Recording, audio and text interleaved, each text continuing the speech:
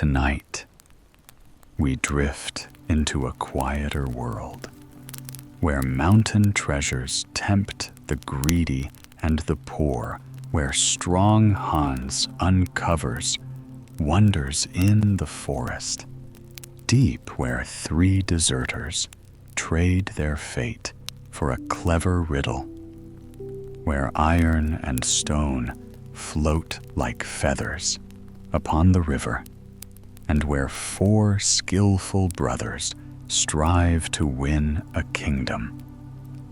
So close your eyes and let the stories carry you far away into the quiet of the night. Strong Hans, there were once a man and a woman who had an only child and lived quite alone in a solitary valley. It came to pass that the mother once went into the wood to gather branches of fir and took with her little Hans, who was just 2 years old. As it was springtime, and the child took pleasure in the many-colored flowers, she went still further onwards with him into the forest. Suddenly, 2 robbers sprang out of the thicket, seized the mother and child, and carried them far away into the black forest, where no one ever came from one year's end to another. The poor woman urgently begged the robbers to set her and her child free, but their hearts were made of stone. They would not listen to her prayers and entreaties, and drove her on farther by force. After they had worked their way through bushes and briars for about 2 miles, they came to a rock where there was a door, at which the robbers knocked, and it opened at once. They had to go through a long, dark passage, and at last came into a great cavern, which was lighted by a fire which burnt on the hearth. On the wall hung swords, sabers, and other deadly weapons, which gleamed in the light, and in the midst stood a black table, at which 4 other robbers were sitting, gambling, and the captain sat at the head of it. As soon as he saw the woman, he came and spoke to her, and told her to be at ease, and have no fear.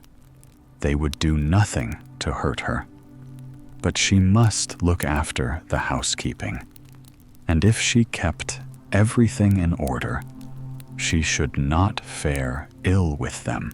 Thereupon they gave her something to eat, and showed her a bed where she might sleep with her child. The woman stayed many years with the robbers, and Hans grew tall and strong. His mother told him stories and taught him to read an old book of tales about knights, which she found in the cave. When Hans was 9 years old, he made himself a strong club out of a branch of fir, hid it behind the bed, and then went to his mother and said, "Dear mother, pray tell me who is my father. I must and will know." His mother was silent and would not tell him, that he might not become homesick. Moreover, she knew that the godless robbers would not let him go away. But it almost broke her heart that Hans should not go to his father. In the night, when the robbers came home from their robbing expedition, Hans brought out his club, stood before the captain, and said, I now wish to know who is my father, and if thou dost not at once tell me, I will strike thee down." Then the captain laughed and gave Hans such a box on the ear that he rolled under the table. Hans got up again, held his tongue, and thought, "I will wait another year, and then try again. Perhaps I shall do better then." When the year was over, he brought out his club again, rubbed the dust off. It looked at it well, and said, "It is a stout, strong club." At night the robbers came home, drank one jug of wine after another, and their heads began to be heavy. Then Hans brought out his club, placed himself before the captain, and asked him who was his father. But the captain again gave him such a vigorous box on the ear that Hans rolled under the table. But it was not long before he was up again, and beat the captain and the robbers, so with his club that they could no longer move either their arms or their legs. His mother stood in a corner, full of admiration of his bravery and strength. When Hans had done his work, he went to his mother and said, "Now I have shown myself to be in earnest, but now I must also know who is my father." "Dear Hans," answered the mother, "come, we will go and seek him until we find him." She took from the captain the key to the entrance door, and Hans fetched a great meal sack and packed into it gold and silver, and whatsoever else he could find that was beautiful, until it was full, and then he took it on his back. They left the cave, but how Hans did open his eyes when he came out of the darkness into daylight and saw the green forest and the flowers and the birds and the morning sun in the sky. He stood there and wondered at everything, just as if he had not been very wise. His mother looked for the way home, and when they had walked for a couple of hours, they got safely into their lonely valley and to their little house. The father was sitting in the doorway. I wept for joy when he recognized his wife and heard that Hans was his son, for he had long regarded them both as dead. But Hans, although he wasn't 12 years old, was a head taller than his father. They went into the little room together. But Hans had scarcely put his sack on the bench by the stove than the whole house began to crack. The bench broke down, and then the floor and the heavy sack fell through into the cellar. "God save us," cried the father. "What's that?" "Now thou hast broken our little house to pieces. Don't grow any gray hairs about that dear father," answered Hans. "There in that sack is more than is wanting for a new house." The father and Hans at once began to build a new house, to buy cattle and land, and to keep a farm. Hans plowed the fields, and when he followed the plow and pushed it into the ground, the bullocks had scarcely any need to draw. The next spring, Hans said, "Keep all the money and get a walking stick that weighs 100 weight made for me, that I may go a-traveling. When the wished-for stick was ready, he left his father's house, went forth, and came to a deep, dark forest. There, he heard something crunching and cracking, looked round, and saw a fir tree which was wound round like a rope from the bottom to the top. And when he looked upwards, he saw a great fellow who had laid hold of the tree and was twisting it like a willow wand. "Hollo!" cried Hans. "What art thou doing up there?" The fellow replied, "I got some faggots together yesterday, and am twisting a rope for them." "That is what I like," thought Hans. "He has some strength." And he called to him, "Leave that alone, and come with me." The fellow came down, and he was taller by a whole head than Hans, and Hans was not little. "Thy name is now Fur Twister," said Hans to him. Thereupon they went further, and heard something knocking and hammering with such force that the ground shook at every stroke.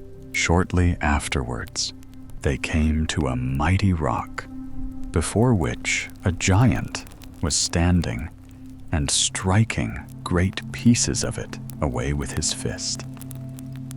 When Hans asked what he was about, he answered, "At night, when I want to sleep, bears, wolves, and other vermin of that kind come which sniff and snuffle about me, and won't let me rest. So I want to build myself a house and lay myself inside it, so that I may have some peace." "Oh, indeed," thought Hans, "I can make use of this one also," and said to him, "Leave thy house building alone and go with me. Thou shalt be called Rock Splitter." The man consented, and they all three roamed through the forest, and wherever they went, the wild beasts were terrified and ran away from them. In the evening, they came to an old deserted castle, went up into it, and laid themselves down in the hall to sleep. The next morning, Hans went into the garden. It had run quite wild, and was full of thorns and bushes. And as he was thus walking round about, a wild boar rushed at him. He, however, gave it such a blow with his club that it fell directly. He took it on his shoulders and carried it in, and they put it on a spit, roasted it, and enjoyed themselves. Then they arranged that each day in turn 2 should go out hunting, and 1 should stay at home and cook 9 pounds of meat for each of them. Fir Twister stayed at home. The first, and Hans and Rock Splitter went out hunting. When Fir Twist was busy cooking, a little shriveled up old mannikin came to him in the castle and asked for some meat. "Be off, sly hypocrite," he answered. "Thou needest no meat." But how astonished Fir Twister was when the little insignificant dwarf sprang up at him and belabored him so with his fists that he could not defend himself, but fell on the ground and gasped for breath. The dwarf did not go away until he had thoroughly vented his anger on him. When the two others came home from hunting, Twister said nothing to them of the old mannequin and of the blows which he himself had received, and thought, when they stay at home, they may just try their chance with the little scrubbing brush. And the mere thought of that gave him pleasure already. The next day, Rock Splitter stayed at home, and he fared just as Twister had done. He was very ill-treated by the dwarf because he was not willing to give him any meat. When the others came home in the evening, Twister easily saw what he had suffered, but both kept silence and thought, Hans also must taste some of that soup. Hans, who had to stay at home the next day, did his work in the kitchen as it had to be done, and as he was standing, skimming the pan, the dwarf came, and without more ado demanded a bit of meat. Then Hans thought, he is a poor wretch. I will give him some of my share, that the others may not run short, and handed him a bit. When the dwarf had devoured it, he again asked for some meat, and good-natured Hans gave it to him, and told him it was a handsome piece, and that he was to be content with it. But the dwarf begged again for the third time. Thou art shameless, said Hans, and gave him none. Then the malicious dwarf wanted to spring on him and treat him as he had treated Twister and Rock Splitter, but he had got to the wrong man. Hans, without exerting himself much, gave him a couple of blows which made him jump down the castle steps. Hans was about to run after him, but fell right over him, for he was so tall. When he rose up again, the dwarf had got the start of him. Hans hurried after him as far as the forest, and saw him slip into a hole in the rock. Hans now went home, but he had marked the spot. When the two others came back, they were surprised that Hans was so well. He told them what had happened, and then they no longer concealed how it had fared with them. Hans laughed and said, "It served you quite right. Why were you so greedy with your meat? It is a disgrace that you who are so big should have let yourselves be beaten by the dwarf." Thereupon they took a basket and a rope, and all three went to the hole in the rock, into which the dwarf had slipped, and let Hans and his club down in the basket. When Hans had reached the bottom, he found a door, and when he opened it, a maiden was sitting there, who was lovely as any picture, nay, so beautiful that no words can express it. And by her side sat the dwarf, and grinned at Hans like a sea cat.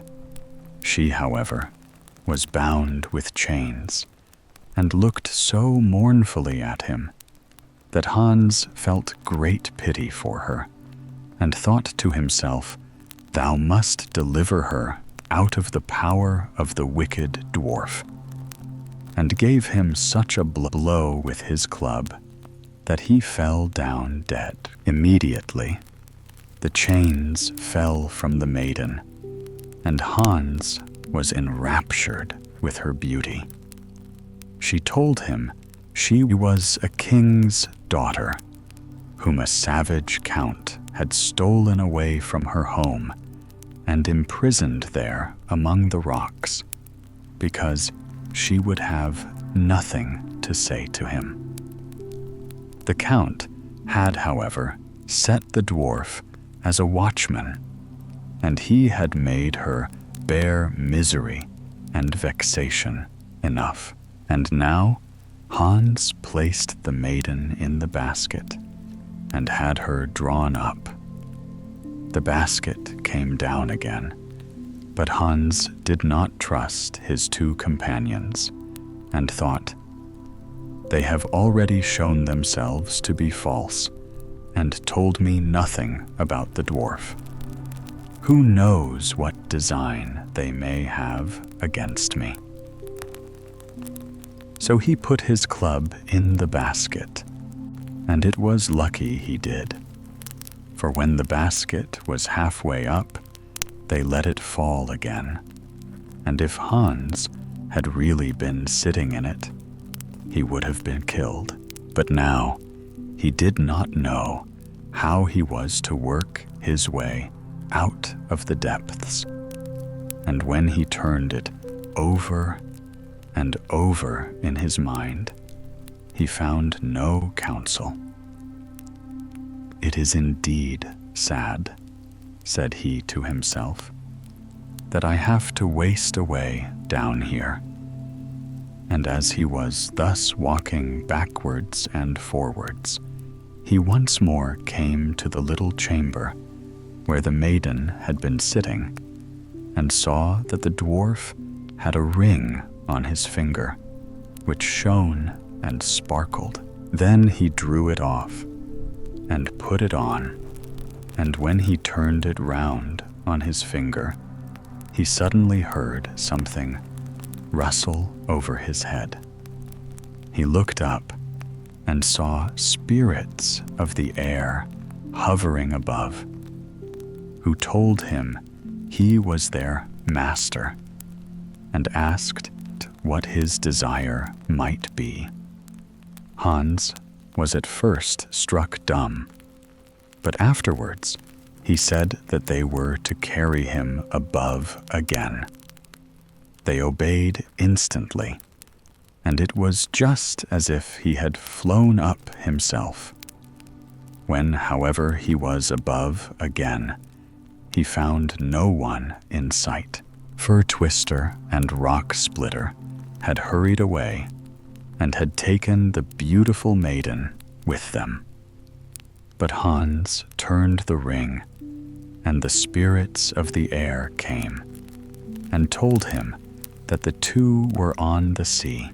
Hans ran and ran, without stopping, until he came to the seashore, and there, far, far out on the water, he perceived a little boat in which his faithless comrades were sitting. And in fierce anger, he leapt without thinking what he was doing, club in hand, into the water, and began to swim. But the club, which weighed 100 weight, dragged him deep down until he was all but drowned. Then, in the very nick of time, he turned his ring, and immediately the spirits of the air came and bore him as swift as lightning into the boat. He swung his club and gave his wicked comrades the reward they merited, and threw them into the water. And then he sailed with the beautiful maiden, who had been in the greatest alarm, and whom he delivered for the second time home to her father and mother, and married her, and all rejoiced exceedingly. The iron stove, in the days when wishing was still of some use. A king's son was bewitched by an old witch and shut up in an iron stove in a forest. There he passed many years, and no one could deliver him. Then a king's daughter came into the forest, who had lost herself and could not find her father's kingdom again. After she had wandered about for 9 days, she at length came to the iron stove. Then a voice came forth from it, and asked her, "Whence comest thou, and whither goest thou?" She answered, "I have lost my father's kingdom, and cannot get home again." Then a voice inside the iron stove said, "I will help thee to get home again, and that indeed most swiftly, if thou wilt promise to do what I desire of thee. I am the son of a far greater king than thy father, and I will marry thee." Then was she afraid and thought, "Good heavens, what can I do with an iron stove?" But as she much wished to get home to her father, she promised to do as he desired. But he said, "Thou shalt return here, and bring a knife with thee, and scrape a hole in the iron." Then he gave her a companion, who walked near her, but did not speak. But in 2 hours he took her home. There was great joy in the castle when the king's daughter came home, and the old king fell on her neck and kissed her. She, however, was sorely troubled, and said, "Dear father, what I have suffered, I should never have home again from the great wild forest, if I had not come to an iron stove. But I have been forced to give my word that I will go back to it, set it free, and marry it." Then the old king was so terrified that he all but fainted, for he had but this one daughter. They therefore resolved they would send in her place the miller's daughter, who was very beautiful. They took her there, gave her a knife, and said she was to scrape at the iron stove. So she scraped it for 24 hours, but could not bring off the least morsel of it. When day dawned, a voice in the stove said, "It seems to me it is day outside." Then she answered, "It seems so to me too.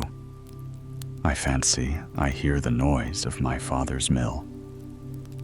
"So thou art a miller's daughter? Then go thy way at once, and let the king's daughter come here."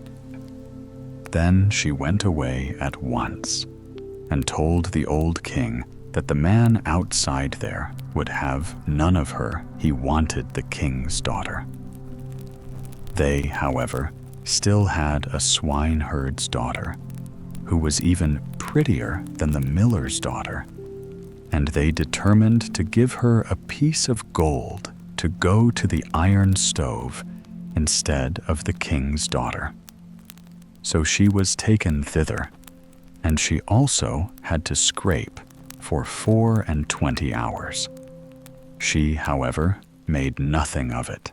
When day broke, a voice inside the stove cried, "It seems to me it is day outside." Then answered she, "So it seems to me also. I fancy I hear my father's horn blowing." "Then thou art a swineherd's daughter.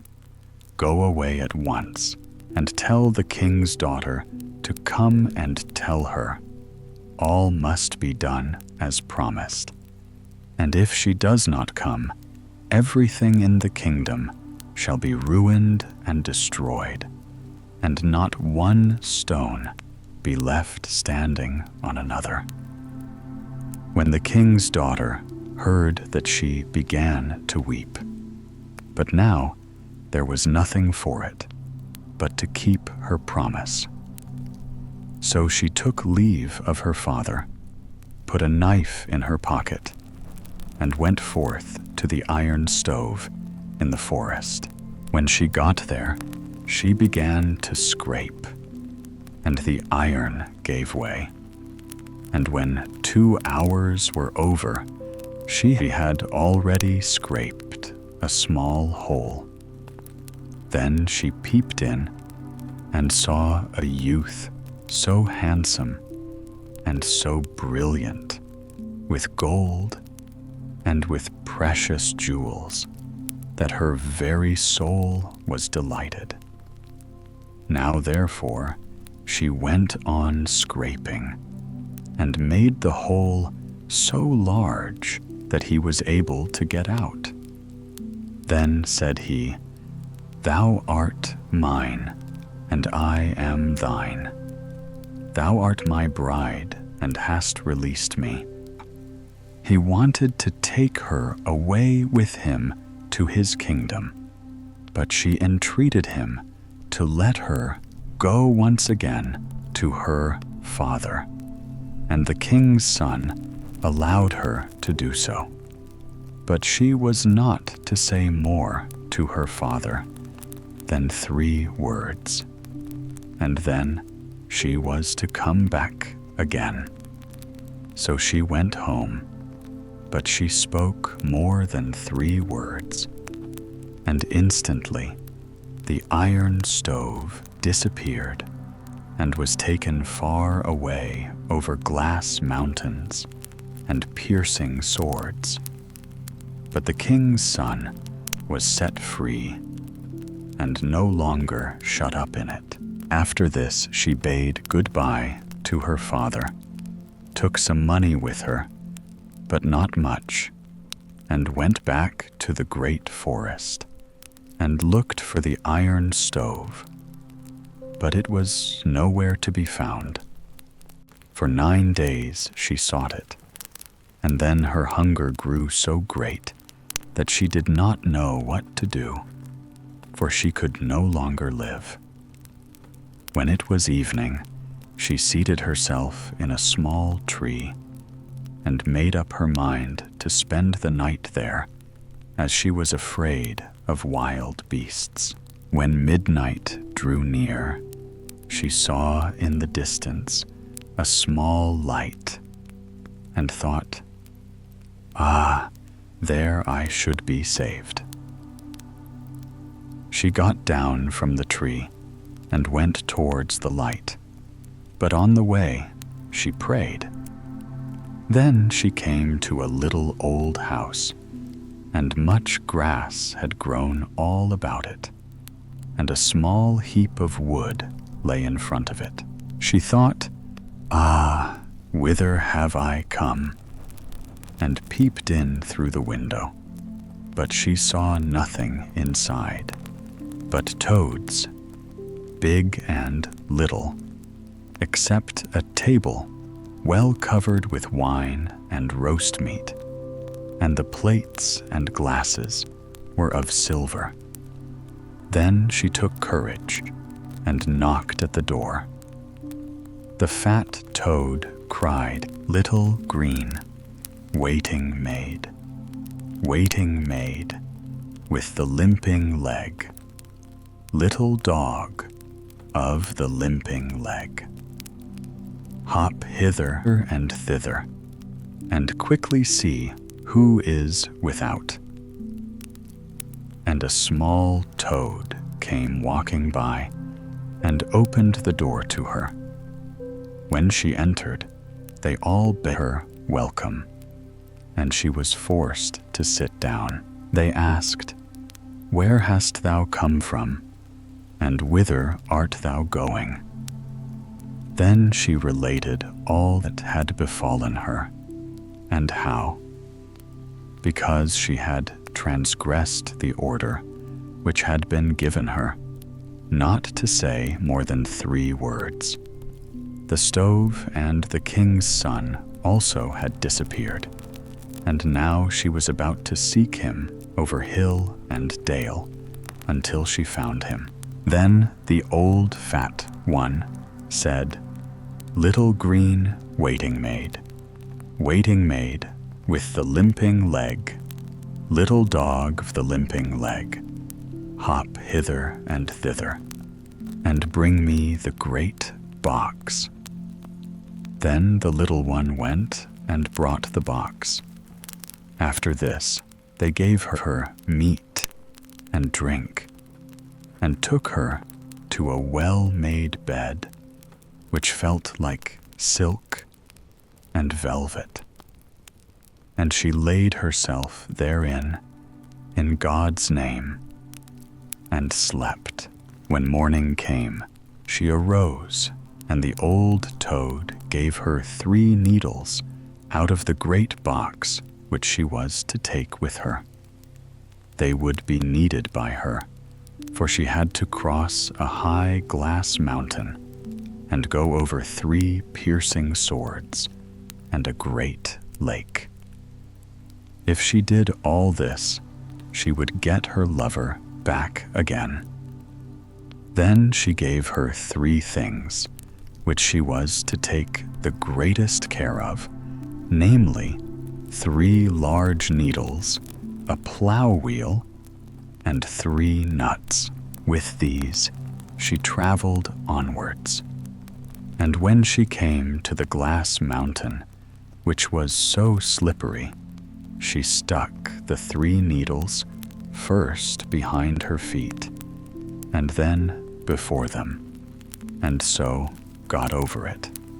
And when she was over it, she hid them in a place which she marked carefully. After this, she came to the 3 piercing swords, and then she seated herself on her plow wheel and rolled over them. At last she arrived in front of a great lake, and when she had crossed it, she came to a large and beautiful castle. She went and asked for a place. She was a poor girl, she said, and would like to be hired. She knew, however, that the king's son, whom she had released from the iron stove in the great forest, was in the castle. Then she was taken as a scullery maid at low wages, but already the king's son had another maiden by his side whom he wanted to marry, for he thought that she had long been dead. In the evening, when she had washed up and was done, she felt in her pocket and found the 3 nuts which the old toad had given her.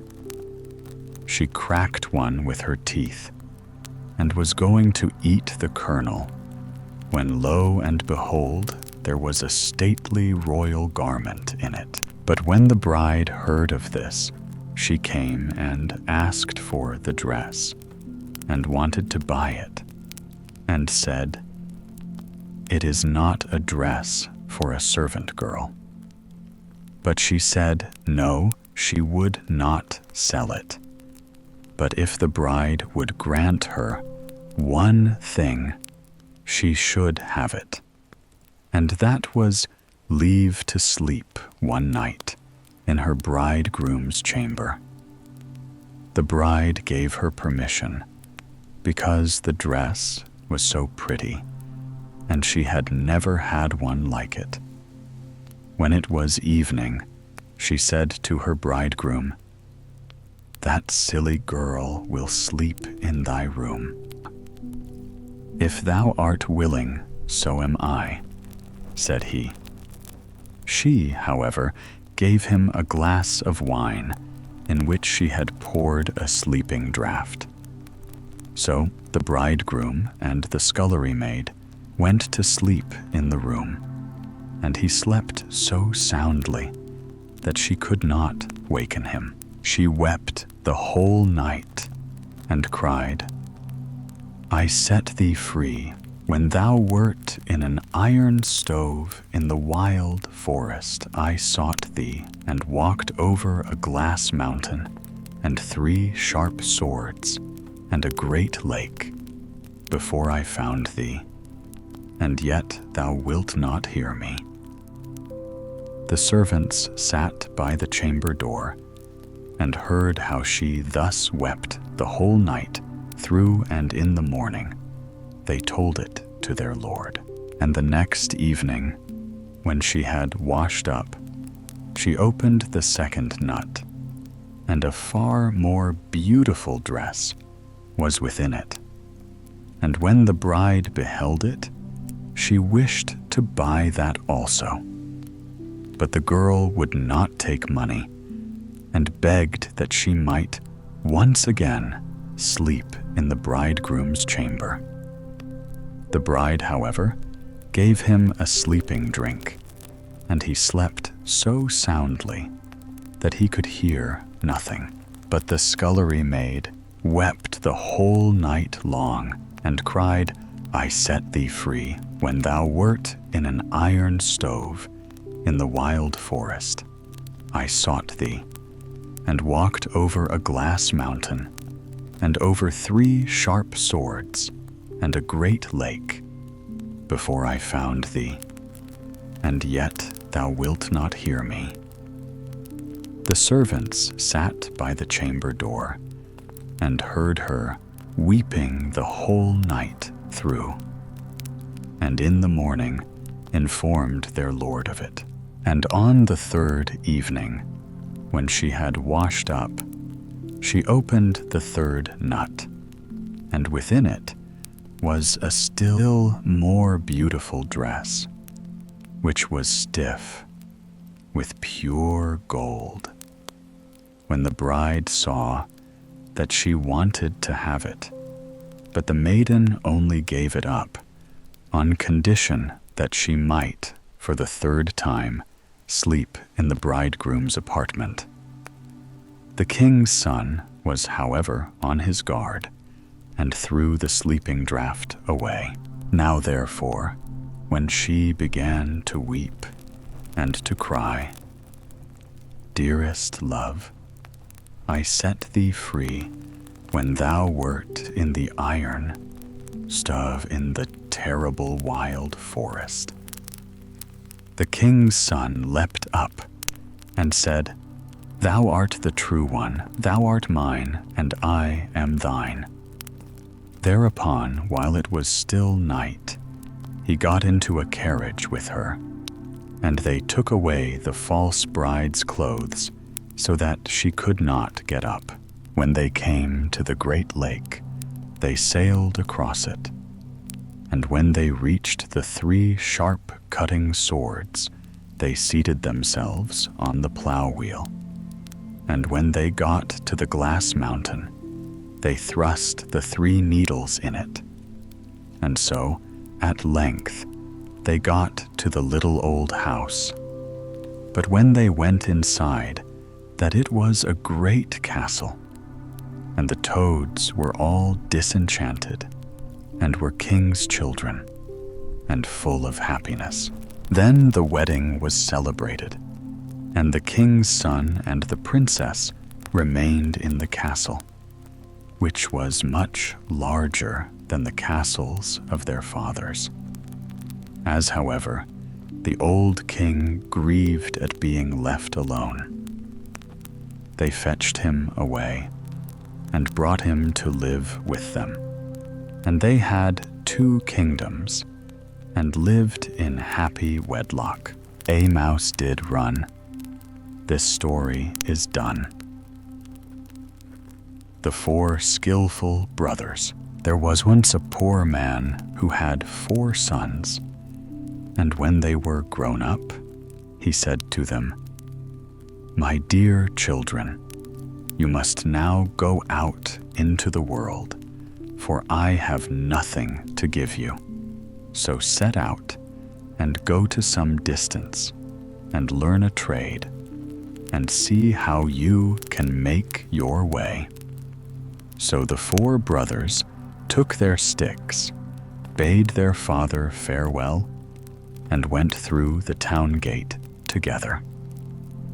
When they had traveled about for some time, They came to a crossway, which branched off in 4 different directions. Then said the eldest, "Here we must separate.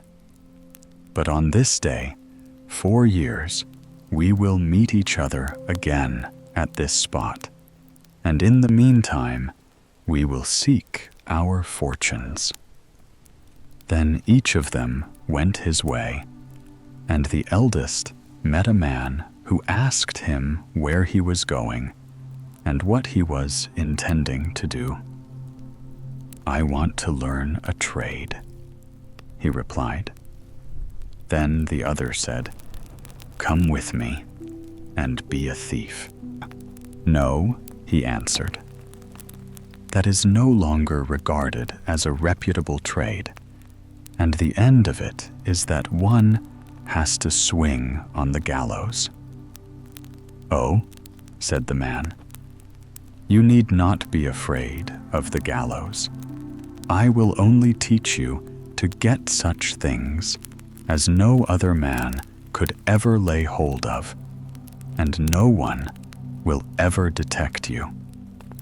So he allowed himself to be talked into it, and while with the man became an accomplished thief, and so dexterous that nothing was safe from him if he once desired to have it. The second brother met a man who put the same question to him, what he wanted to learn in the world.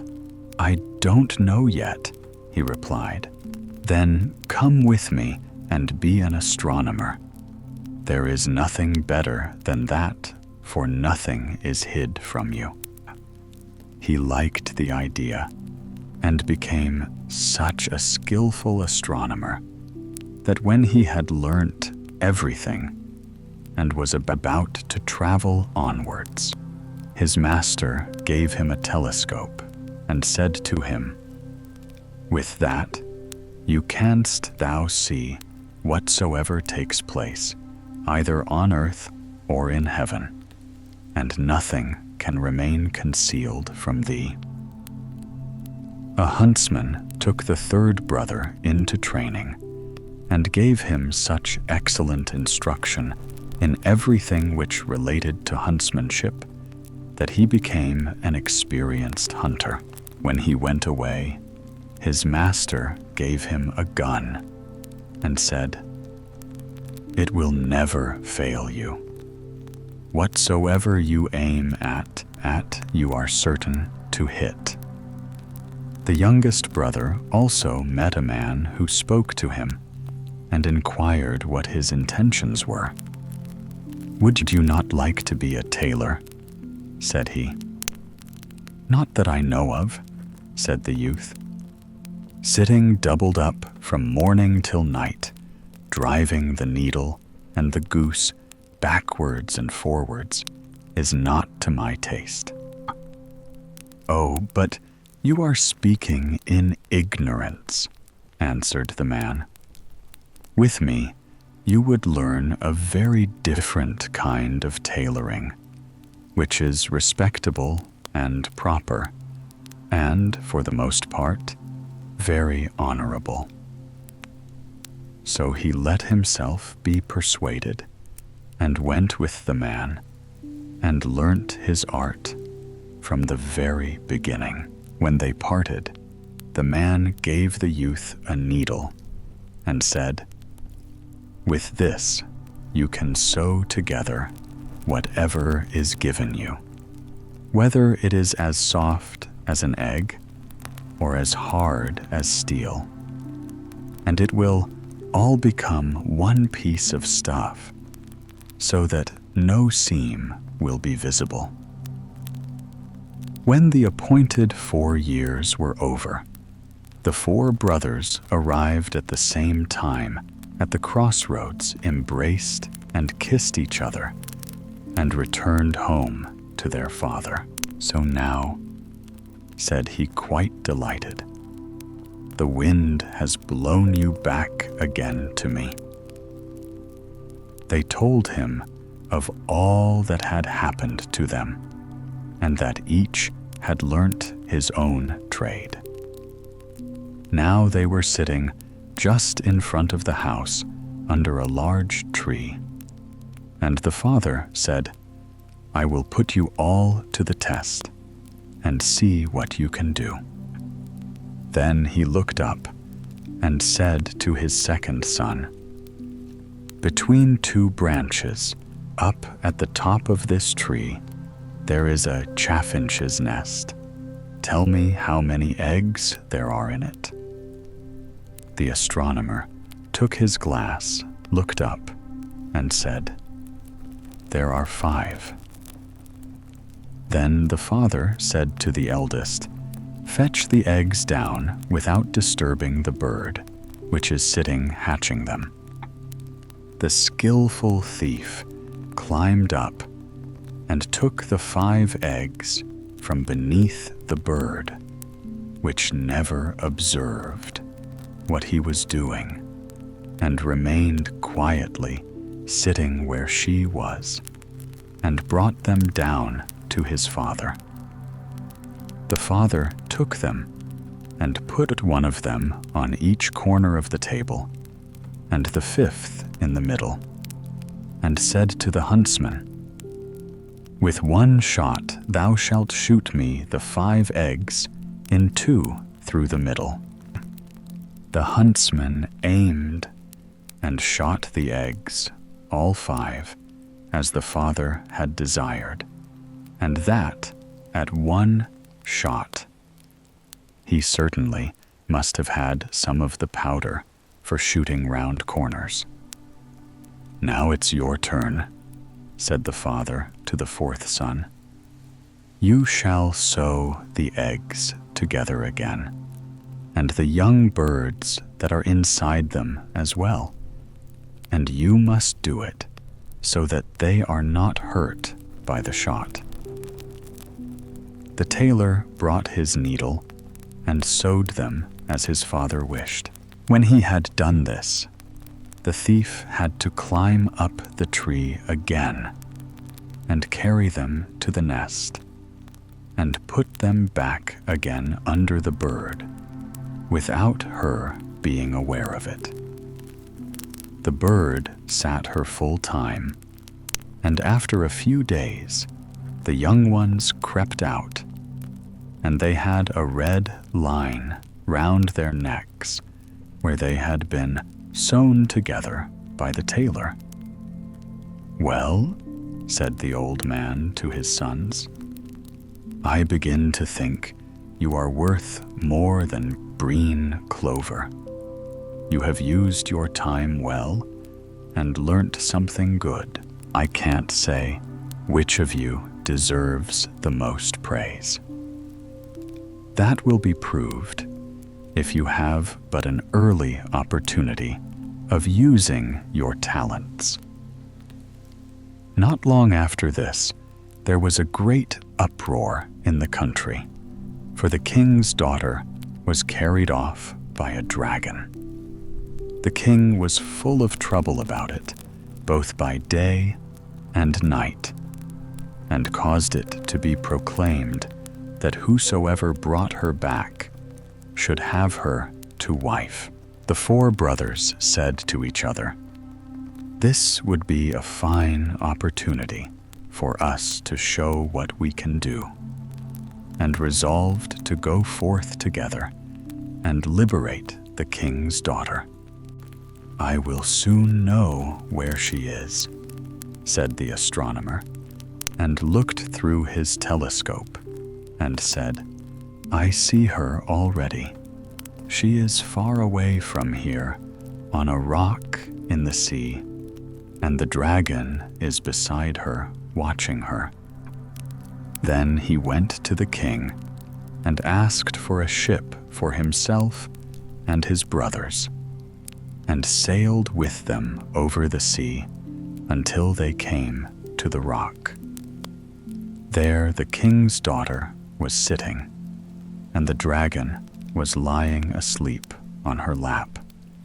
The huntsman said, "I dare not fire I should kill the beautiful maiden at the same time.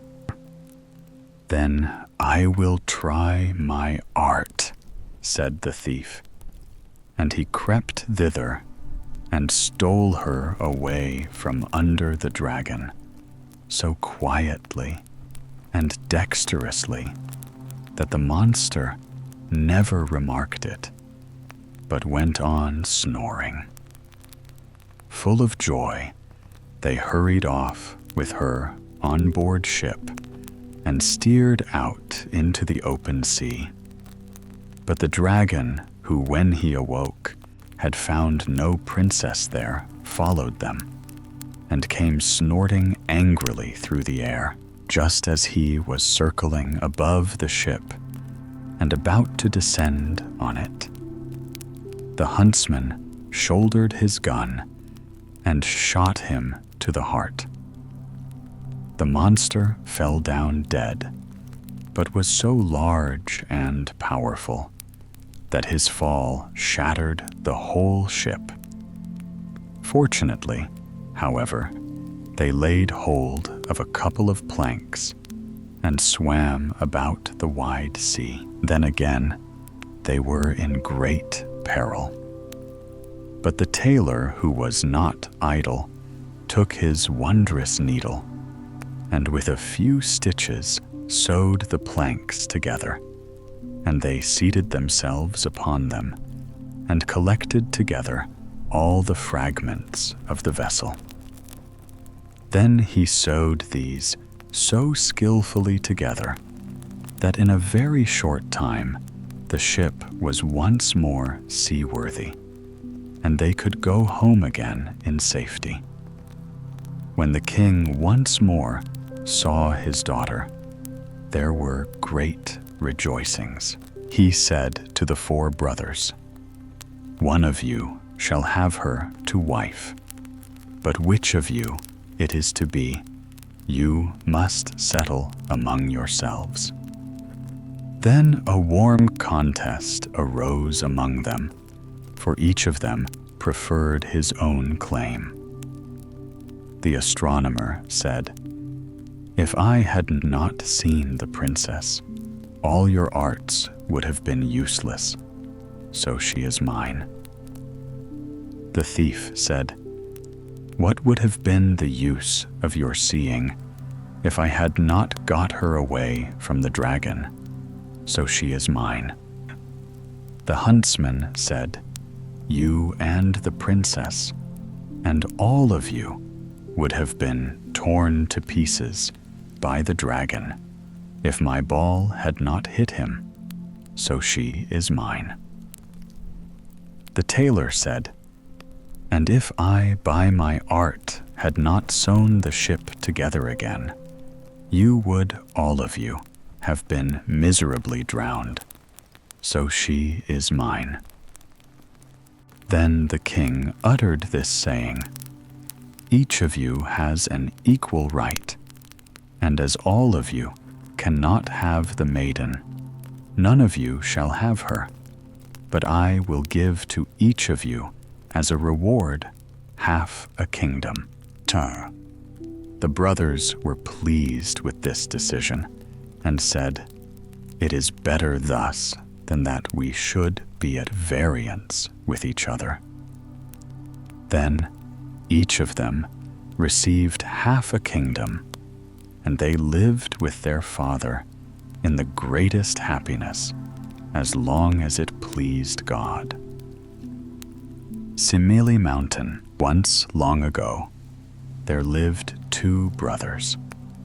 One was wealthy, wrapped in fine garments, his barns filled with grain, his cellars heavy with wine. The other was poor, so poor that the shoes fell from his feet, and the roof above his children let the rain pour in. Though bound by blood, the rich brother gave nothing, neither crumb nor coin, to the poor one. Thus, The poor man labored day and night, scratching out a living by buying and selling small measures of corn. Many a week he did so badly that his wife and children sat before an empty table, staring at the bare boards where bread should have lain. Hunger became their daily companion. One day, when fortune pressed hard upon him, the poor man pushed his barrow through the forest, hoping to sell a little grain in the next village. The day was hot and the air heavy. Suddenly, his weary eyes beheld something strange. To one side of the path rose a mountain, bald, and bare its face gray and smooth, as though no tree had ever dared to grow there.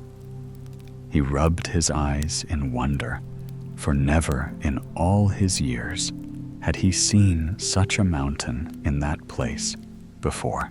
He stood still, his hands resting on the barrow handles, staring in astonishment. As he gazed, the sound of heavy footsteps came thundering through the stillness of the wood. From between the trees emerged 12 great wild men, tall as giants, with hair unkempt and eyes fierce as wolves. The poor man's heart leapt with terror, for he thought, surely these must be robbers who will take both my barrow and my life. Quickly, he shoved the cart into the thicket, scrambled up a tree, and crouched among the branches, scarcely daring to breathe. The 12 strode straight to the mountain. Their leader raised his arms and cried in a voice that echoed like thunder, "Simeli Mountain, Simeli Mountain, open." And lo, the lifeless rock trembled and split down the middle. A dark passage yawned wide, and the 12 men passed within. As soon as the last cloak had vanished, the mountain closed again so smoothly that no crack remained. The poor man clung to the tree, trembling his eyes wide as saucers. After a short while, the mountain shuddered, once more opened, and the 12 men came forth. Each bore a heavy sack upon his back, bulging so full that the seams seemed ready to burst. When they stood again in the daylight, the leader cried, "Simeli Mountain, Simeli Mountain, shut thyself." At once the mountain closed, and no sign of a door or cleft was left. The men marched away, their sacks glittering faintly with the weight of treasure within. When they were far gone, curiosity overcame fear. The poor man slipped down from the tree, crept to the mountain side, and whispered the very words he had heard. "Simeli Mountain, Simeli Mountain, open." And behold, the mountain obeyed him too. The rock split asunder, and a vast cavern stretched before his eyes. Within lay marvels beyond imagining, heaps of gold like hills of yellow, corn rivers of silver, spilling in gleaming piles, and behind them, mounds of pearls, rubies, sapphires, and jewels that blazed like a captured rainbow. The cavern glittered as though stars themselves had fallen there. The poor man's heart beat fast. He did not know whether to take or to flee. At last, with trembling hands, he filled his pockets only with gold coins, leaving the pearls and precious stones untouched. For he thought, "These are too fine for me, a poor man. Gold will buy bread enough." Then he spoke again the words, "Simeli mountain, Simeli mountain, shut thyself." The mountain closed, and he went home with his barrow, his pockets heavy with gold.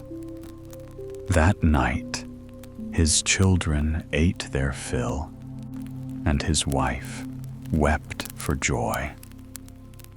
From that day forward, the poor man was no longer pressed by hunger. He bought bread and wine, clothed his children, helped his neighbors, and gave to the beggars at the roadside. He lived uprightly, his heart light with gratitude. But as gold does not last forever, so his first supply at length was spent. Then he returned to the mountain, each time borrowing from his rich brother a bushel measure in which to carry his grain. Yet instead of corn, he measured out the treasure, though he took still only gold, never the rarest stones. The rich brother soon grew suspicious. He saw how his poor brother's household had changed. There was meat on the table, laughter in the yard, and clothes of good cloth on his children. Envy gnawed at him. "How comes he by such fortune?" thought he. When the poor man once more asked to borrow the bushel, the rich brother smeared the bottom with pitch. When the measure was returned, a gold coin stuck fast to it. He stormed to his brother's door and cried, "What hast thou been measuring with my bushel? Speak, or I will bring thee before the magistrate." The poor man, frightened and pressed, confessed everything, just as it had happened: the mountain, the wild men, and the treasures within. The rich man's heart burned with greed. He ordered his carriage, drove straight to the mountain, and shouted in a voice eager with desire, "Simeli mountain, Simeli mountain, open." The mountain opened, and he stepped within. When his eyes beheld the treasures, he was half mad with longing.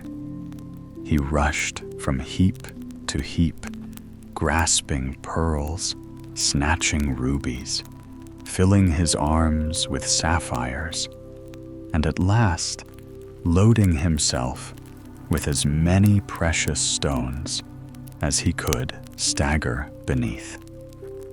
His thoughts were filled with nothing but their glitter and weight. But when he turned to leave, his greed betrayed him. He had forgotten the right name. He cried out, "Simeli mountain, Simeli mountain, open." But the mountain lay silent, cold, and unmoving. Again and again he cried, "Simeli mountain, open."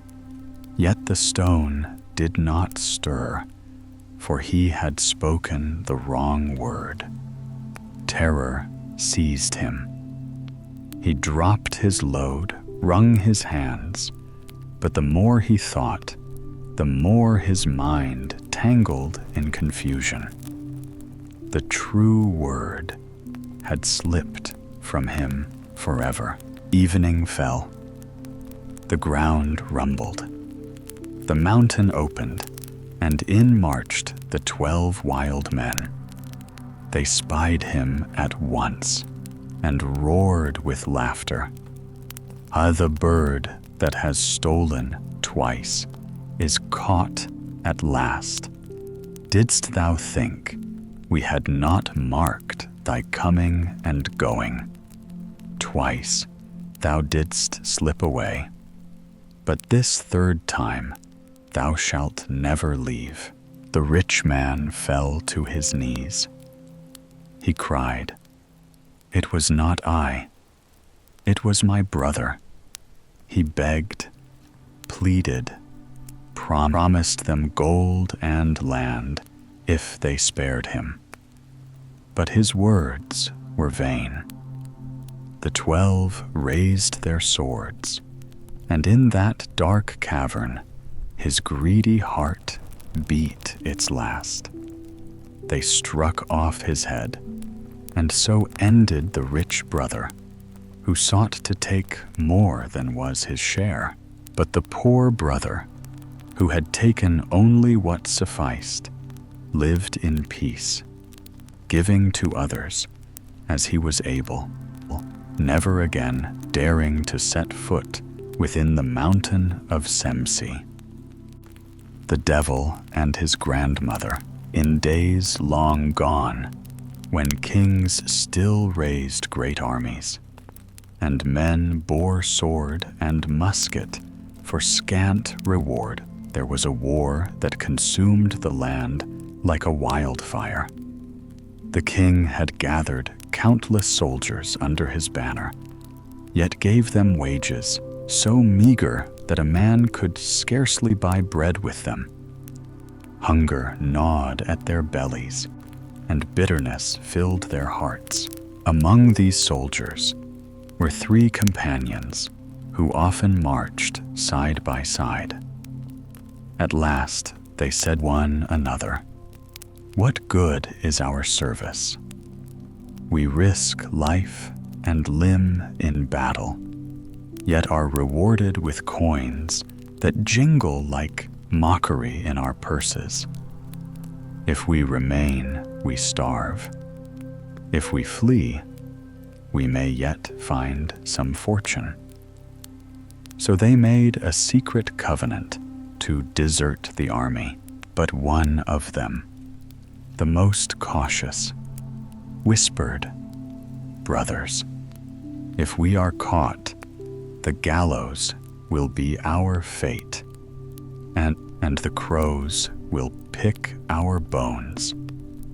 How shall we escape without being taken?" Another pointed to the wide fields of ripening corn and said, "See there that golden sea of stalks. If we hide ourselves deep within it, none shall discover us. The army is forbidden to trample the corn, and by morning the regiments are to march away." So into the corn they crept, and the green walls closed about them. Yet fortune betrayed them, for the troops did not depart, but pitched their tents around the very field where the deserters lay. 2 days and 2 nights they crouched among the stalks, parched and faint, their stomachs clawing with hunger. Their lips cracked for want of water, and their heads swam with despair. To emerge meant certain death on the gallows, yet to remain meant slow perishing in silence. At last one groaned, "What have we gained by fleeing? We have deserted one death, only to meet another, and more pitiful still." Then, as if the heavens themselves had heard a shadow, fell across the field. Out of the sky descended a mighty dragon, its scales glimmering like embers, its breath hot as a furnace. Fire flickered in its eyes, and the air quaked with the beating of its wings. The soldiers, trembling, pressed close together. The dragon fixed its gaze upon them and hissed, "Why cower here among the stalks? Men of war," they confessed their plight.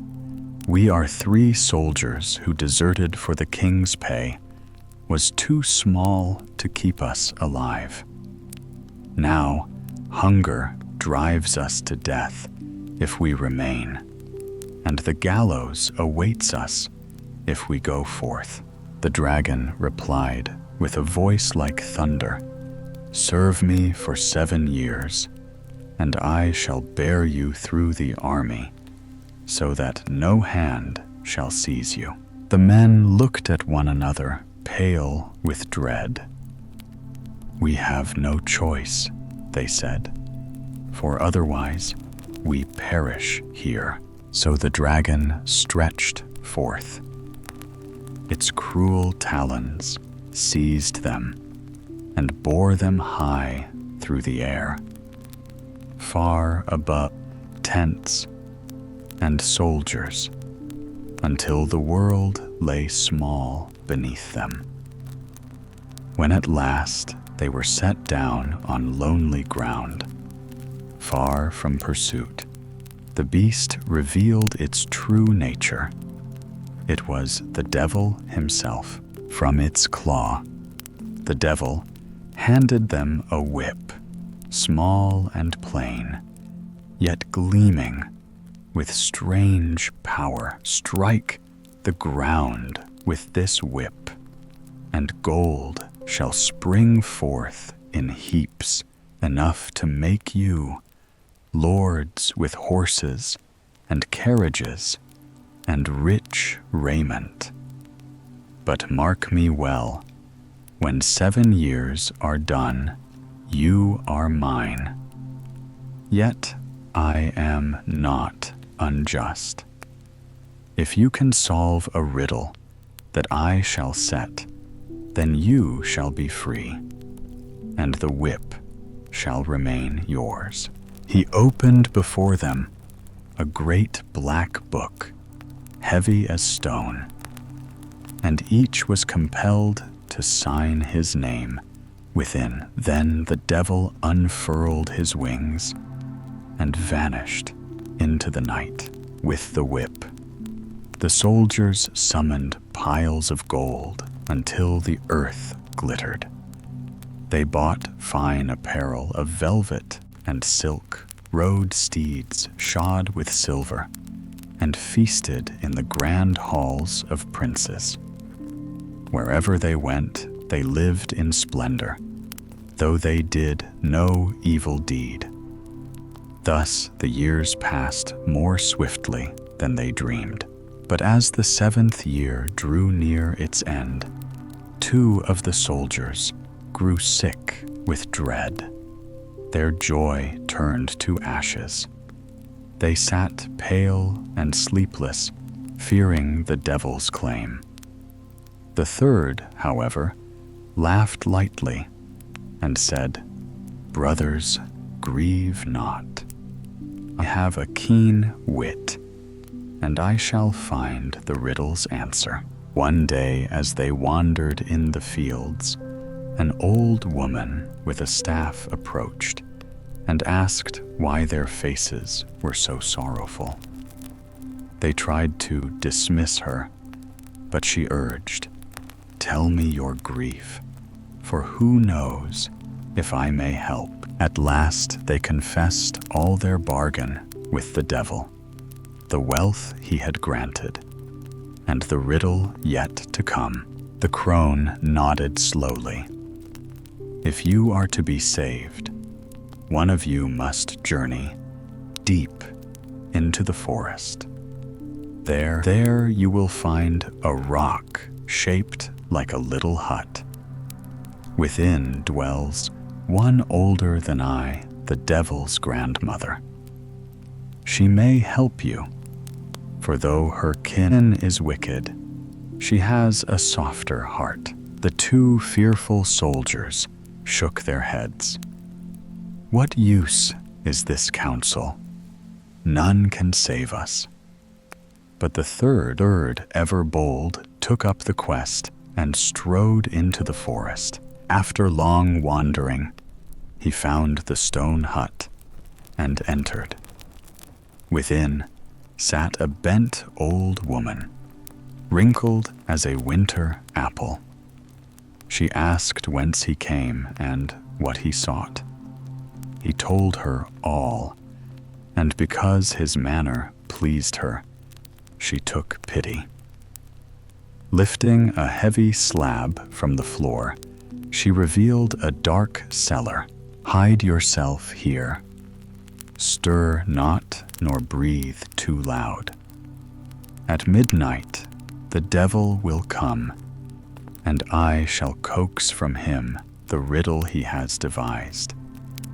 He hides nothing from me, for I am his grandmother. Listen well, and when dawn comes, your life may yet be spared." So the soldier crouched in the cellar. At the stroke of 12, the devil swept in demanding his supper. The grandmother set food and drink, and they feasted. In their talk, she asked, "What tidings, grandson? What souls have you ensnared this night?" The devil grinned wickedly. "I have 3 soldiers safe in my grasp. They cannot flee me. At the year's end, I shall bind them to hell with a riddle they will never answer." "What riddle is that?" asked the grandmother sweetly. "Ha!" laughed the devil. "In the great North Sea lies a dead dogfish. That shall be their roast. The rib of a whale shall serve them as a silver spoon, and the hoof of an old horse shall be their wine glass. Never shall they unravel it." Soon he retired to sleep, and the grandmother lifted the stone to release the soldier. "Did you hear well?" "Indeed," he whispered. "I know enough." He returned swiftly to his companions and told them all. Their hearts grew light, and they cracked the whip to call forth gold until it spilled across the fields. When the 7 years were ended, the devil appeared with his book and said, "The time has come. What feast shall you eat in hell? Answer me if you can." The first soldier spoke. "In the North Sea lies a dead dogfish. That shall be our roast." The devil frowned darkly. The second said, "And the rib of a whale shall be our silver spoon." The devil's eyes flamed, and he growled. The third declared boldly, "And an old horse's hoof shall be our wine glass." At this, the devil howled a cry that split the air and fled in fury. His power over them was broken, and he never returned. So the 3 soldiers kept the whip, summoned wealth as they desired, and lived out their days in peace and plenty, free of the devil's snare. The lazy spinner, in a quiet village, far removed from the noise of the great towns, there once lived a man and his wife.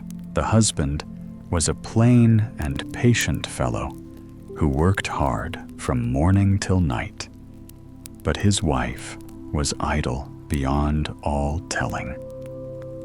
She neither cared for the hearth, nor the spinning wheel, nor the simple duties that belong to a good housewife. Whatever flax her husband gave her to spin, she left half finished, and when she did make the spindle turn, she let the yarn remain in tangled heaps, never winding it into proper skeins. When the man scolded her, gently begging her to mend her ways, she always had an excuse sharp upon her tongue. "How shall I wind it when I have no reel?" she cried. "You must fetch me one from the forest. If you want it wound, bring me the means to do it." "Well then," said the husband, weary of her words, "if that is all, I will go into the forest, cut some wood, and make a reel for you." Now the wife, who feared nothing, so much as honest labor, trembled when she heard this. "If he cuts wood for a reel," thought she, "then I must wind the yarn, and when the yarn is wound, I must begin to spin again. There will be no end to the toil." So she pondered a little while, and a cunning idea sprang into her mind. She waited until her husband had gone into the forest and climbed a tall tree to choose the wood, and then she crept softly after him, hiding herself in a thicket below where he could not see her. She called out in a strange, eerie voice, "He who cuts wood for reels shall die, and he who winds shall perish." The man started, laid down his axe, and listened. "Hollow, what was that?" he said. "My ears must be deceiving me." It was naught but the wind singing through the branches. So he took up his axe once more and began to hew. But again from the shadowed bushes came the cry, "He who cuts wood for reels shall die, and he who winds shall perish." This time he felt a chill creep down his back. He paused and pondered the words. Yet after a moment, he shook off his fear and thought, "It is folly to be frightened by the forest air." And so he raised the axe a third time, then more loudly than before. The voice rang out, "He who cuts wood for reels shall die, and he who winds shall perish." The poor man's courage failed him altogether. He let the axe fall, scrambled down from the tree, and hastened out of the forest with trembling steps. Meanwhile, the wife, swift as a hare, ran home by hidden byways, so that when her husband entered the cottage, she was already there, sitting innocently by the fire, as though she had never stirred. "Well said," she, feigning surprise. Have you brought back a fine piece of wood for reels?" "No," said the husband, pale and shaken. "I see clearly that winding yarn is not for us. There is danger in it."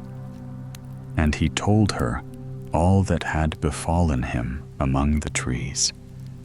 From that time on, he left her in peace, and never again pressed her to spin or wind.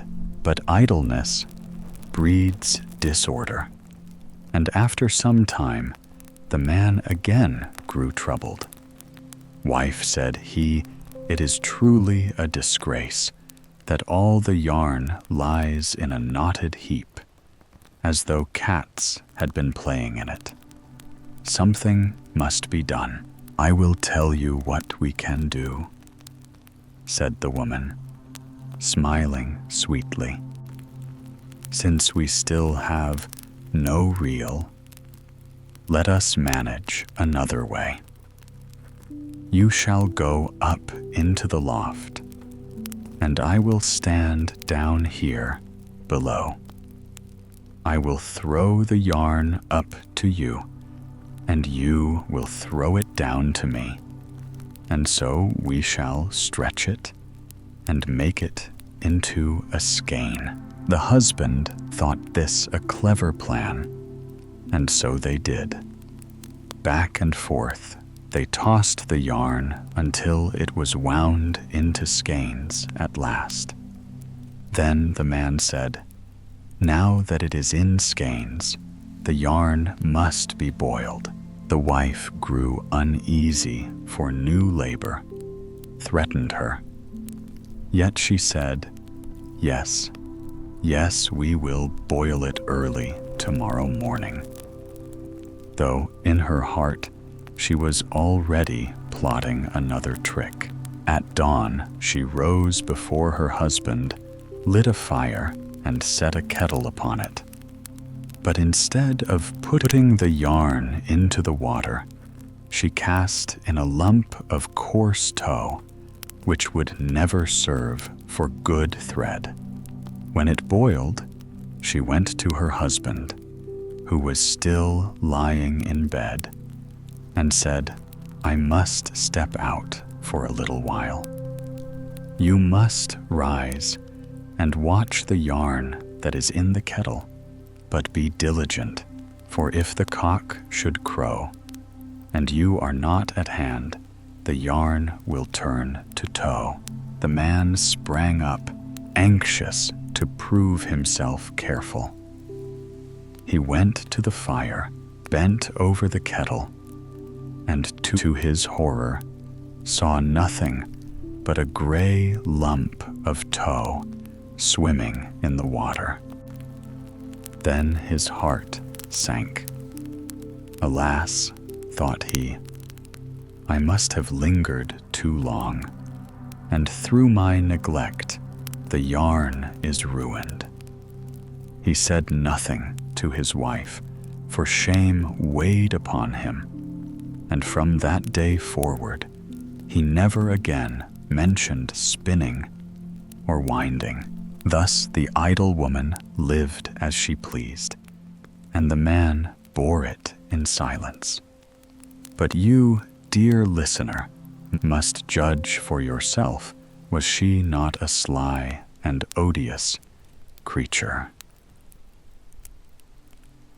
The Shepherd Boy. Once upon a time, in a quiet valley, hemmed in by dark woods and rolling hills, there lived a shepherd boy of no great fortune, but of uncommon wit. His flocks were small, and his clothing plain, yet the people of the neighboring villages spoke his name with a kind of wonder. For no riddle was too twisted for his tongue, and no question too deep for his quick mind. Many came to test him, merchants on their way to distant fairs, millers waiting for their grain to grind, even gray-haired priests passing along the road. And all went away, astonished at the boy's clever answers, which were as bright and sharp as frost on a winter morning. Word of this unusual child did not stop at the village boundary. It drifted outward like smoke rising from a chimney until it reached the court of the king himself. The king, who was proud and liked to think no one in his realm was wiser than he did not believe the stories. "A shepherd boy," he said to his counselors, "a mere child with bare feet and a crook in his hand. We shall see." And he sent for the boy to be brought before him. So the boy left his flocks and came to the royal palace, which glittered with marble floors and banners, bright as the sky after rain. When the king saw him, he leaned forward on his throne, his crown heavy with jewels, and said, "I have heard of your fame, little shepherd, but I believe only what I see. If you can give me answers to 3 questions, which I will ask you, I shall take you into my household as my own son, and you shall dwell here in the palace beside me." The boy bowed low and said, "Your Majesty, what are the 3 questions?" Then the king spoke. The first question: "Tell me how many drops of water are there in the great ocean?" The boy raised his eyes and answered without trembling. "My lord king," said he, "if you will command that all the rivers and streams of the earth be dammed, so that not a single drop flows into the sea until I have counted them, then I shall tell you exactly how many drops lie hidden in its depths."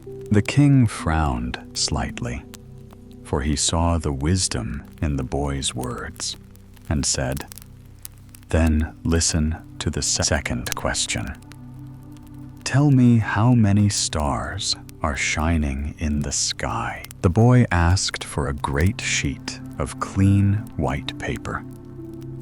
When it was brought, he took a fine pen and on it so many delicate dots, so small they were like dust motes, floating in a sunbeam, that no one could count them without losing their sight.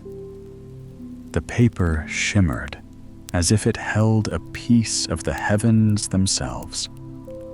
Then the boy held it up and said, "As many stars are scattered across the sky as there are points upon this paper. Count them if you wish." But no one dared, for the points were beyond all reckoning. The king was silent for a moment, and then he spoke the third question, the deepest of all. "Tell me how many seconds of time are there in eternity?" The shepherd boy's eyes grew distant, as though he were gazing far beyond the palace walls. And he said softly, "In Lower Pomerania, there stands the Diamond Mountain, which is 2 miles and a half high, 2 miles and a half wide, and 2 miles and a half deep. Every 100 years, a tiny bird comes and sharpens its beak upon the stone. When at last the whole mountain has been worn away to nothing by the touch of that small bird, then the first second of eternity shall be over. At this, the great hall fell still as winter. The courtiers glanced at one another, and then at the king, whose proud face softened. He rose from his throne and placed his hand upon the boy's shoulder. "You have answered my 3 questions, as no man of my court could have done," said he. "From this day forth, you shall live with me in my palace, and I will treat you as my own child." And so, the shepherd boy, who had once watched his sheep beneath the open sky, came to dwell within marble halls, yet never lost the clear eyes and wise heart that had carried him from the pastures to the throne room. And many whispered that the kingdom itself grew wiser for having him there. The stolen farthings. Long ago, in a quiet village, there lived a man with his wife and their children. One day, a good and trusted friend came to share a meal at their table. The house was plain but warm. The wooden boards creaked softly beneath their feet, and the scent of simple fare filled the air. They sat together at dinner, speaking kindly, when the clock struck 12. At that very moment, the door moved of its own accord, and through it stepped a child. Its face was pale as moonlight, its garments white as snow freshly fallen. The little one neither turned its head nor raised its eyes. Without a word, it crossed the room and vanished into the chamber beyond. In silence, it returned, passed once more through the doorway, and was gone. The next day, when the same hour arrived, the child appeared again. And again, on the 3rd day, always at the stroke of noon, always with the same stillness, always in the same path. At last, the visiting friend, filled with wonder and unease, turned to the father. "Tell me, whose fair child is this that slips into yonder room each day at midday?" The father looked astonished. "Child? I have seen no child," he answered, "nor do I know of whom you speak." The friend thought the man was jesting, but when the white figure came once more, on the following day, he pointed it out. Yet the father shook his head in confusion, for his eyes saw nothing.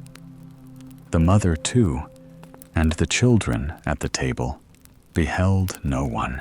Then the friend rose, heart beating fast, and went quietly to the door through which the little one had passed. He pushed it open a crack and peered inside.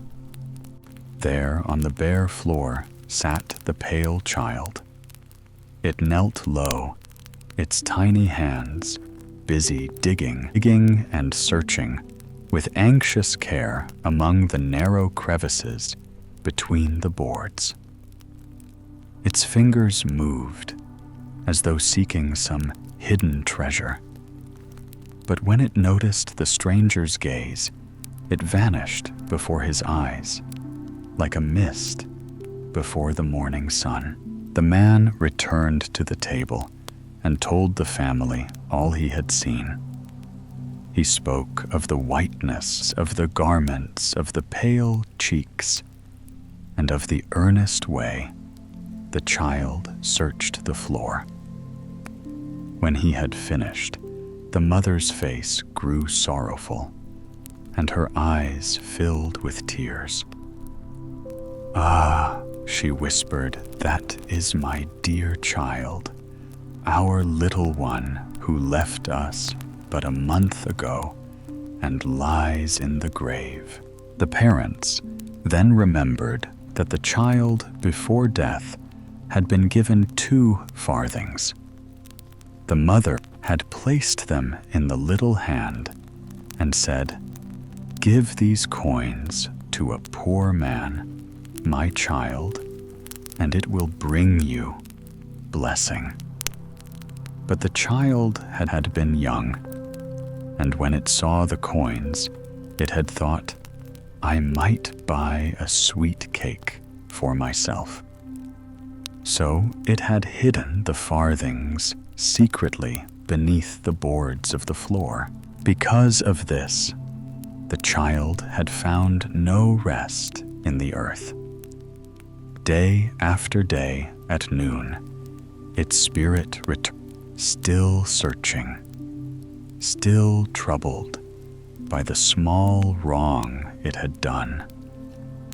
Then the parents, grieving yet gentle, lifted the boards of the floor, and there, just as the friend had said, lay the 2 forgotten coins, darkened with dust. Without delay, they gave the farthings into the hands of a beggar who passed their door, fulfilling at last the gift their child had once been meant to bestow. And from that day forward, when the clock struck 12, no pale child entered the house again. The spirit was at peace, and the family kept the memory of the little one in their hearts, comforted that its soul had found rest at last. The old beggar-woman. There was once an old woman, wrinkled and bent, who wandered from village to village with a staff in her hand and a bundle of rags upon her back. Perhaps you have seen such a one before, for there are many who live by begging, and she begged likewise. Wherever she went, she lifted her trembling hand and said in a thin, quavering voice, "A crust of bread, a sip of milk, a kind word for the love of God." And whenever she received anything at all, no matter how small, she bowed her head low and whispered, "May God reward you 100-fold." Thus she walked on day after day, through mud and dust, through heat and frost. One winter's evening, when the wind howled like a hungry wolf, and the snow swept across the road in thick white veils, the poor woman came to a small house at the edge of a village.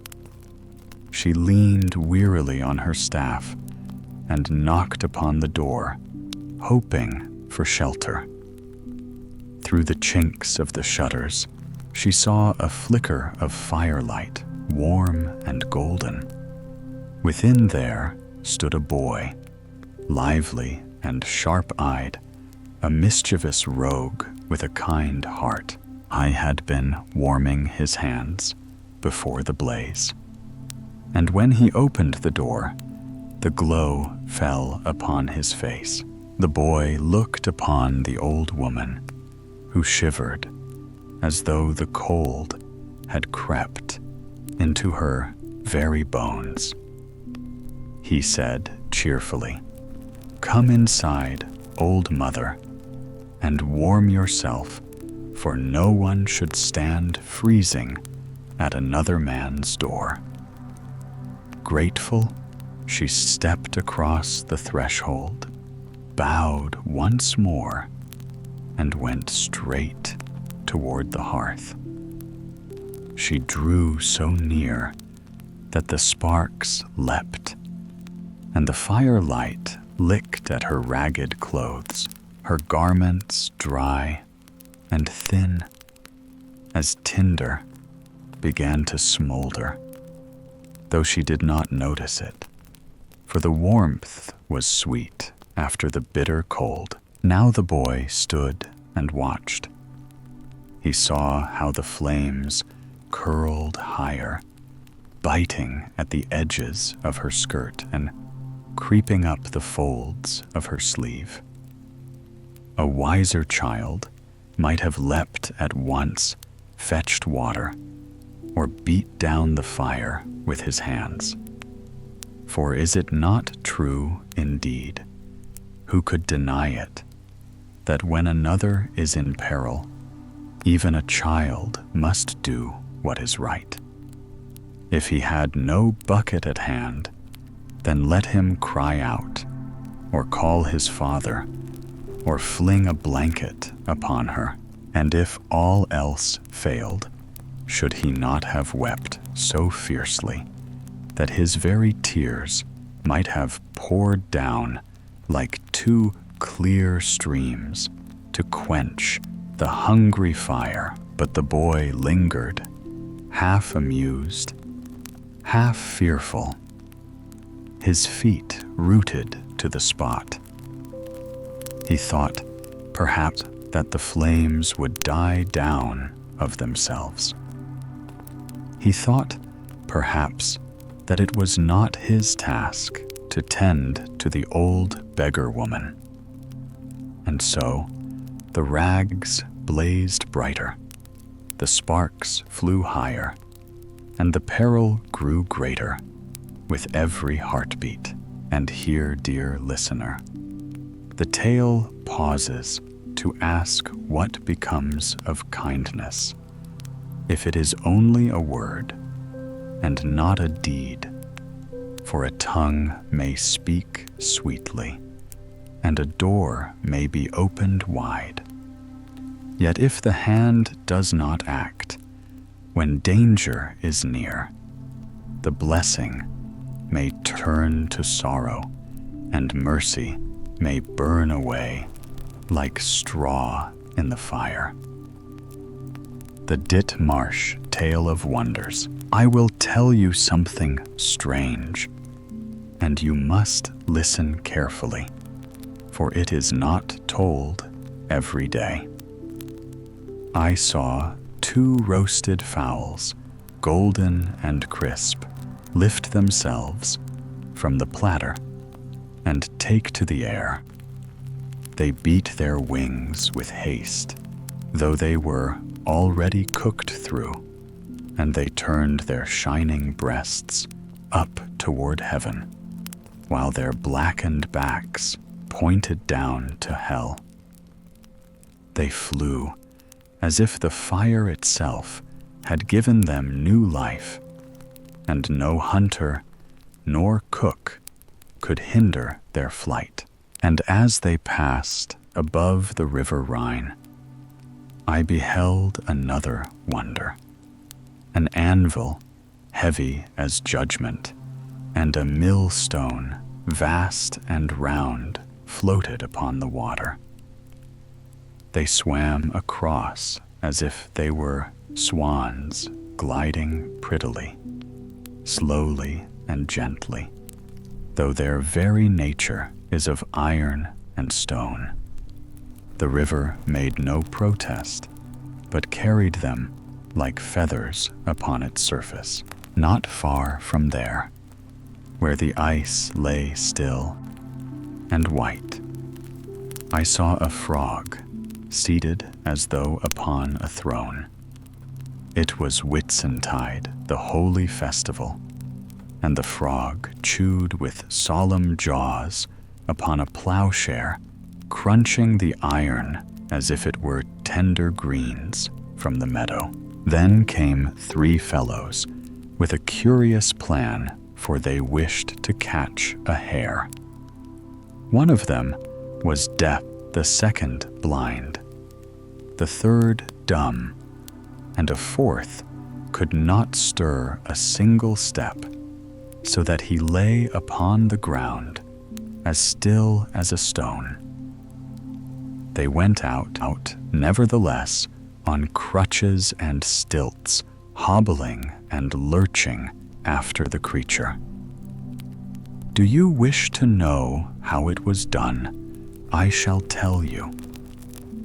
The blind man, who could see nothing, was the first to spy the hare racing across the field. The dumb man, who had no voice, called aloud with such clarity that the lame one heard him. And the lame one, who could scarce move an inch, leapt forward and seized the hare by the neck, as though he had been fleetest of them all. After this marvel, there came certain men who thought to sail where no water lay. They built fine ships with high masts and broad sails, and they spread their canvas wide to the wind. With bold hearts they launched themselves not upon the sea, but upon the wide, dry fields. The grass bent beneath their keels, and the furrows became their waves. They sailed swiftly over meadow and hedgerow until they came to a mountain, tall and steep. Up its side, they sailed as though it were but another wave, and over the summit they glided only to be miserably drowned upon the stony ground below, for there was no sea to bear them up. In another place, I saw a crab slow and sideways, chasing a hare that fled with all its speed. And yet, though the hare ran swifter than the wind, the crab was close behind, clattering its claws, certain to seize it. High above, upon the roof of a cottage, stood a cow. She had climbed there by some secret path, and stood gazing down as though she were mistress of the house. She chewed her cud peacefully, as if it were the most natural thing in the world to graze upon shingles instead of meadow grass. And know this also in that country: the flies are not as they are here, small and buzzing. No, there the flies grow to the size of goats, with wings that darken the sky and hum like drums of war. When they swarm, a man must open wide his windows, lest the room be filled with their monstrous buzzing. And only then may the great flies fly out into the open air again. So ends the telling of impossible things. Yet who can say what is true and what is false? For in the land of wonders, even the least likely may come to pass. And what the eyes see, the tongue may scarcely believe.